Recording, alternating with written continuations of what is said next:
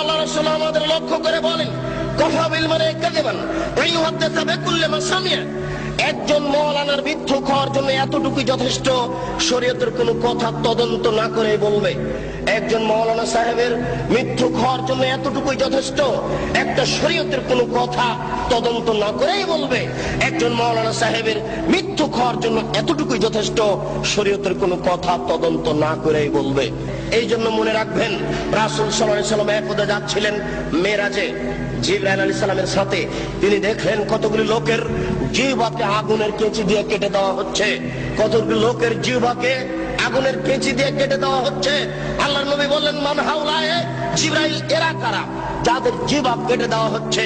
জিবরাইল আলাইহিস সালাম বলেন, হাউলায়ে খুতবাইন মিন উম্মতিক, এরা হচ্ছে আপনার উম্মতের বক্তা, যারা বক্তৃতা করে বেড়াতো, তাদের জিহ্বা আগুনের কেঁচি দিয়ে কেটে দেওয়া হচ্ছে। কি বুঝলেন? বুখারী শরীফের এক হাদিসে এসেছে, আল্লাহর নবী বলছেন, ইয়াউমুল কিয়ামা, মাওলানা সাহেবকে কিয়ামতের মাঠে জাহান্নামে নিয়ে যাওয়া হবে। জাহান্নামে নিক্ষেপ করার সাথে সাথে তান্দালে কাক্তাবহু, মাওলানা সাহেবের নাড়ি ভুঁড়ি সব ঝরে পড়ে যাবে। মাওলানা সাহেব ঘুরতে থাকবে তার নাড়ি ভুঁড়ির চতুর্দিকে।